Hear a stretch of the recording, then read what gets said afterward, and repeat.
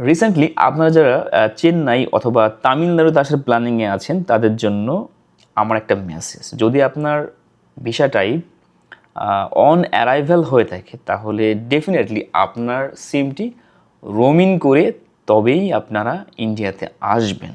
তাহলে বিমান থেকে নামার পরেও আপনারা নেটওয়ার্কের আওতাধীন থাকবেন, কোনো প্রকার সমস্যা হবে না। কিন্তু যদি আপনি আপনার সিমটি রোমিং করে নিয়ে না আসেন তাহলে বাংলাদেশ থেকে আপনি যখন বিমানে উঠবেন, ওঠার পর থেকে আপনি নেটওয়ার্কের থেকে বাইরে চলে যাবেন আনটিল হোটেলে ওঠার আগ পর্যন্ত। হোটেলে ওঠার পরে আপনি রিসেপশন থেকে ফ্রি ওয়াইফাই নিয়ে নেটওয়ার্কের আওতাধীন হবেন। এর আগ পর্যন্ত আপনি কোনো প্রকার নেটওয়ার্ক পাবেন না, কারণ আপনার যে অন অ্যারাইভাল ভিসা মানে হচ্ছে পাসপোর্টের মাঝখানে একটা অন অ্যারাইভাল সিল, এই যে অন অ্যারাইভাল ভিসা, এর ভিসায় কোনো প্রকার ভিসা নাম্বার থাকে না, ফলে কোনো প্রকার লোকাল সিম পারচেস করার অপশন থাকে না। মানে আপনি কোনো প্রকার সিম কিনতে পারবেন না। তার মানে হোটেলে আসলেন, হোটেলের ওয়াইফাই ব্যবহার করলেন, হোটেল থেকে বের হলেই আপনি নেটওয়ার্কের বাইরে। এটা কিন্তু একটা মারাত্মক ইস্যু।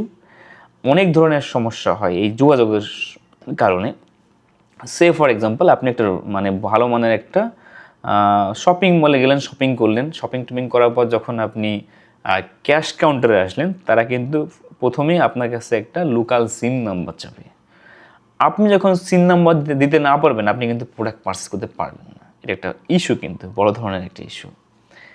তারপরে আপনি যখন হোটেল থেকে বের হবেন, বের হওয়ার পর থেকে আপনার কোনো প্রকার যোগাযোগের মাধ্যম থাকছে না। আপনি রাস্তাঘাটে বিভিন্ন জায়গায় বিভিন্ন ধরনের প্রবলেম পড়তে পারেন। সেক্ষেত্রে আপনি যদি কারোর সাথে যোগাযোগ করতে চান, সেটা পারবেন না। সে ফর এক্সাম্পল, আপনি কোন একটা জায়গায় হারিয়ে গেলেন। স্বাভাবিক, আপনি দেশের বাইরে আসছেন, এখানে তো হারিয়ে যাওয়া অস্বাভাবিক কিছু না, এটা তো সবই একটা আননোন প্লেস, তাই না?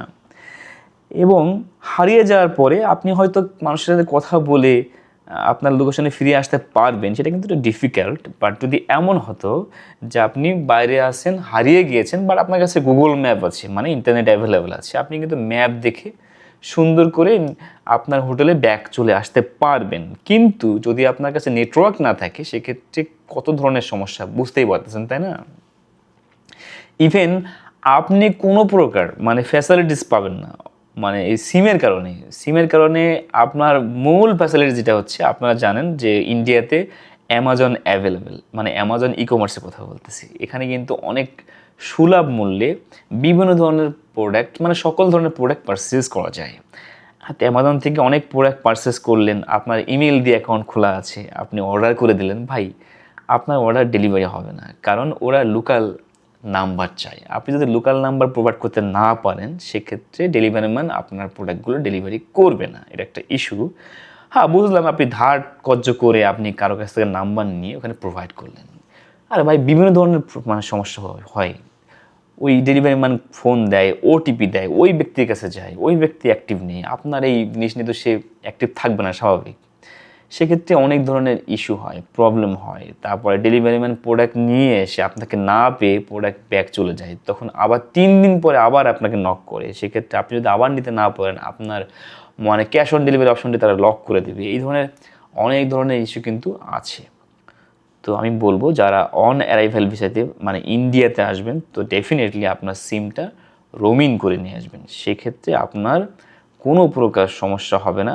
যদিও আপনি রোমিং সিম দিয়ে হয়তো অ্যামাজন থেকে প্রোডাক্ট পারচেস করতে পারবেন না, বাট আপনি অন্যান্য সুযোগ সুবিধা, আপনার সেফটি, সিকিউরিটি, কমিউনিকেশন সব কিছু নিশ্চিত থাকবে আপনার রোমিং করা সিমের মাধ্যমে।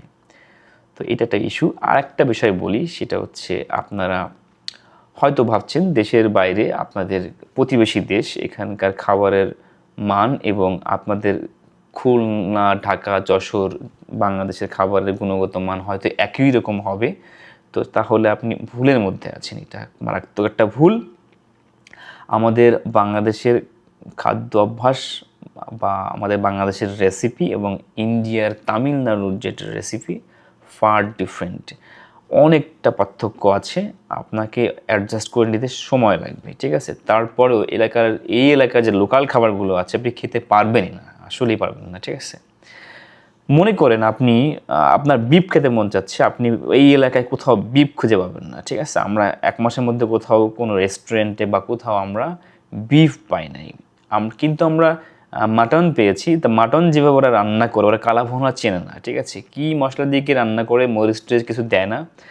ভালো লাগে না খেতে, ঠিক আছে? মনে হয় যে আপনি আটা খাইতেছেন, মানে আটা গুলায় খাইতেছেন সেরকম মনে হয়। গোস্ত বা মাংসের যে প্রকৃতটা টেস্ট, বাঙালি রাঁধুনিরা যে রেসিপি মেনটেন করে তৈরি করে একটা স্বাদ উঠায় নিয়ে আসে, এটা কিন্তু এরা বোঝে না। এটা একটা সমস্যা। আপনি এই এলাকার অনেক খাবার দাবার খেতে পারবেন না, আপনার জন্য অনেক কষ্ট হবে। তবে হ্যাঁ, যারা হিন্দু আছে এবং যারা ভেজ খাবার খায় তাদের জন্য অনেক ইজি হবে, কারণ এখানে ভেজ খাবারের পরিমাণ অনেক বেশি। সেক্ষেত্রে যারা নন মুসলিম আছেন তাদের জন্য অনেকটা ইজি হবে, সমস্যা কম হবে খাবার দাবার নিয়ে। বাট যারা মুসলিম আছেন তাদের জন্য অনেক ধরনের খাবার দাবার ইস্যু হইতে পারে। আপনি বাইরে কোথাও দেখবেন যে জুস বানাচ্ছে, আপনার কাছে নরমাল মনে হবে, জুসটা খাবেন, দেখবেন যে আপনি অন্যরকম একটা টেস্ট পাইতেছেন, আপনি খুব অস্বস্তিকর পরিস্থিতির মধ্যে পড়ে যাবেন, ঠিক আছে? আপনি ভাবতেছেন আপনি পরোটা খাবেন, হ্যাঁ পরোটা খেতেই পারেন। যখন পরোটা খেতে যাবেন দেখবেন টেস্ট ভিন্ন। আপনি ভাবছেন আপনি ডিম একটা মামলেট খাবেন, ওরা কিন্তু অমলেট বলে, আর ডিম অমলেট নিয়ে আসবে, বাট যখন খেতে যাবেন তখন দেখবেন তারা পেঁয়াজ দিয়েছে, কোনো প্রকার মরিচ বা ঝাল দেয়নি। কিন্তু আমরা কিন্তু এইভাবে অভ্যস্ত না। এরকম ধরনের অনেক ধরনের ইস্যু কিন্তু এখানে রয়েছে যা আপনাদের ফেস করতে হবে। বিশেষ করে যারা মুসলমান আছেন, যদি লং টাইম এখানে থাকেন, সেক্ষেত্রে একটা জিনিস খুবই মিস করবেন, সেটা হচ্ছে মসজিদ।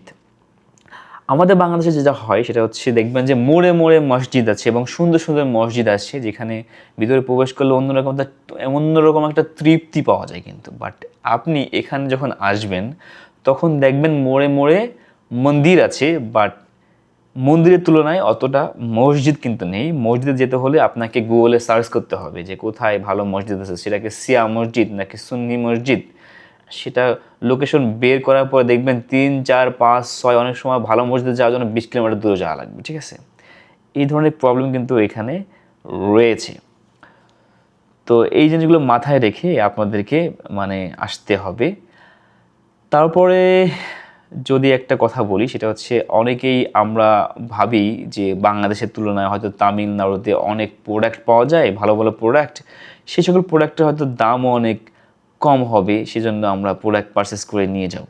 বাট আমি আসার পরে অনেকটা হতাশ হয়েছি, যেখানে অনেক ধরনের প্রোডাক্ট পাওয়া যায় বাট সেই প্রোডাক্টগুলোর দাম আমাদের দেশের তুলনায় অনেক ক্ষেত্রে অনেক বেশি। বিশেষ করে ইলেকট্রনিক গ্যাজেট যেগুলো আছে সেগুলো বাংলাদেশের তুলনায় ইন্ডিয়াতে দাম অনেক বেশি। তার একটা মূল কারণ হচ্ছে ইন্ডিয়ার সাথে চায়নার একটা সম্পর্ক, বৈরী সম্পর্ক যেটা বলে আর কি, ভালো সম্পর্ক না। ফলে চায়নার অনেক প্রোডাক্ট এখানে নিষিদ্ধ আছে, এখানে সেল হয় না, এবং হয়তো যেগুলো সেল হয় সেগুলো বিভিন্ন মাধ্যমে আসে। ফলে এই এলাকায় চায়নার মার্কেটটা অতটা চাঙ্গায় না থাকায় এই এলাকায় ইলেকট্রনিক্স প্রোডাক্টের দাম অনেক অনেক বেশি। ফলে এখান থেকে আপনি কোনো প্রকার ইলেকট্রনিক গ্যাজেট কিনে লাভবান হতে পারবেন না। সুতরাং আপনি মাথা থেকে ঝেড়ে ফেলেন যে আপনি কোনো প্রকার ইলেকট্রনিক গ্যাজেট এখান থেকে কিনতে পারছেন না। এখন আসি শাড়ি কাপড়ে। শাড়ি কাপড়ের হিউজ পরিমাণ দোকান এখানে আছে। আপনি যদি টি-নগরে যান দেখবেন যে প্রচুর শাড়ির দোকান আছে, পুরো একটা 5 তলা বিল্ডিং A to Z শাড়ির দোকান। বাট আপনার শাড়ি যেগুলো পছন্দ হবে সেগুলোর দাম আকাশচুম্বী, আর যেগুলো পছন্দ হবে না সেগুলোর দাম অনেক কম। কিন্তু সেই কম দামি শাড়িগুলো যখন হাতে ধরবেন, ধরার পরে আপনার পছন্দ হবে না, ভালো লাগবে না, আপনি নিতে পারবেন না। আর যদি নিয়েও যান, বাসায় গেলে বউ আপনাকে ঝাঁটা দিয়ে পেটাবে, কারণ এইসব শাড়ি বাঙালিরা পরে না, ঠিক আছে? আর যে শাড়িগুলো আপনার ভালো লাগবে সেই শাড়িগুলো কেনার সামর্থ্য হয়তো আপনার থাকবে না, হিউজ অ্যামাউন্ট অফ কস্ট, অনেক দামি। সো বিষয়গুলো মাথায় রাখবেন। আর হচ্ছে এবার যদি আসি আমাদের মহিলাদের অন্যান্য ড্রেস নিয়ে যদি কথা বলি, সেক্ষেত্রে এখানে 3 পিস খুব কম পাবেন, এরা 2 পিস ইউজ করে, মানে বুকের ওড়না যেটা আছে এটা ইউজ করে না বললেই চলে। ফলে শপিং মলগুলোতে 3 পিস খুব কম অ্যাভেলেবেল, ঠিক আছে? আর হচ্ছে ড্রেসের কালচারাল যে ড্রেসগুলো আছে এখানকার, মানে রিজিওনাল ড্রেসের কোয়ালিটি এবং মানে ডিজাইন আমার কাছে অতটা ভালো লাগে নাই, অন্যরকম লেগেছে। আমাদের বাঙালি মা বোনেরা যে ধরনের ড্রেস পরলে অনেক সুন্দর লাগে, আমরা যে সকল ড্রেস দেখে অভ্যস্ত, এই তামিলনাড়ুতে কিন্তু ড্রেস সেন্সটা অন্যরকম। তারা তাদের দিক থেকে পারফেক্ট আছে, তারা যাদের দেখতে পছন্দ করে তারা সেই ধরনের ড্রেস কিন্তু এই সব শপিং মলে পাওয়া যায়। ম্যাক্সিমাম ক্ষেত্রে পাওয়া যায় ওয়েস্টার্ন ড্রেস। এই এলাকায় ম্যাক্সিমাম নারীরা ওয়েস্টার্ন ড্রেস পরিধান করে, সেজন্য বেশিরভাগ শপিং মলে দেখবেন যে পুরুষের পাশাপাশি মেয়েদের ড্রেসগুলো দেখতে একই রকম মনে হয়, কারণ সেগুলো ওয়েস্টার্ন ড্রেস এবং সেগুলো অ্যাভেলেবেল পাওয়া যায়। তবে প্রাইস সো মাচ হাই। আপনি যদি ইন্ডিয়ান কারেন্সিতে হিসাব করেন সেক্ষেত্রেও দেখা যায় যে বাংলাদেশের তুলনায় এই এলাকায় মানে প্রোডাক্টের দাম অনেক বেশি। যখন একটা প্রোডাক্ট বাংলা টাকায় কনভার্ট করা হয় তখন তো আরও বেশি মনে হয়। ঠিক আছে, এখানকার বড় একটা স্ক্যাম হচ্ছে buy one get one free. তো সেক্ষেত্রে যেটা হয় 50% ডিসকাউন্ট। আমাদের দেশে যেটা হয় buy one get one free হলে আপনাকে পুরো প্যাকেজটাই নিতে হবে, বাট এখানে সেটা না। এখানে হচ্ছে buy one get one free, যদি একটা নেন তাহলে 50% ডিসকাউন্ট, আপনাকে দুটো নিতে হবে না। এটা একটা ভালো সুবিধা। কিন্তু এখানেও অনেক মানে টেনশনের ব্যাপার আছে। আপনি ফর এক্সাম্পল কসমেটিক্স কিনবেন, আপনি জানেন বাংলাদেশের প্রোডাক্টগুলো ম্যাক্সিমাম 2 নম্বর, নবাবপুরে তৈরি হয়, গুলিস্তানে তৈরি হয়। আপনি এগুলো জানেন, আমাদের অনেক প্রতিবেদক এই ধরনের ইনফরমেশন দিয়েছে, ফলে আমরা এগুলো জানি। তার মানে এই না ইন্ডিয়াতে এগুলো হয় না। আমি এখানে আসার পরে কসমেটিক্স কেনার পরে জানতে পারলাম যে এখানেও নাকি এই ধরনের স্ক্যামিং হয়। এখন সেক্ষেত্রে আমরা যে কসমেটিক প্রোডাক্টগুলো এখান থেকে কিনবো আসলেই সেগুলো অরিজিনাল কিনা, আসলেই সেগুলো ব্র্যান্ডেড কিনা, আসলে সেইগুলো কেনার পরে আপনার যে উদ্দেশ্যে পারচেস করেছি সেই প্রোডাক্টগুলো আসলে সঠিকভাবে কাজে লাগবে কিনা, এটা কিন্তু প্রশ্ন থেকেই যায়। সেক্ষেত্রে আপনারা যখন আসবেন ভেবে চিন্তে যাচাই বাছাই করার পরে তারপরে কিন্তু প্রোডাক্ট পারচেস করবেন। ঠিক আছে, তো অনেক কিছু আপনাদের সাথে শেয়ার করলাম। আর হচ্ছে যারা ভাবতেছেন যে তামিলনাড়ুতে ট্যুরে আসবেন, আমি বলবো আসার দরকার নেই। যদি আপনি হিন্দু হয়ে থাকেন তাহলে আপনার জন্য মানে একটা বেটার অপশন, আপনি আসতেই পারেন। বাট আপনি যদি অ্যাজ এ মুসলিম হন তাহলে আপনার জন্য এই লোকেশনটা সুইটেবল হবে না। এখানে দেখার মতো খুব একটা কিছু আছে তা কিন্তু না। এই এলাকার রাস্তাঘাট, ফ্লাইওভার সব কিছু আন্ডার কনস্ট্রাক্টেড। আপনি আসতে পারেন আরও 4-5 বছর পরে আসেন, তাহলে হয়তো একটা বেটার রেজাল্ট পাবেন।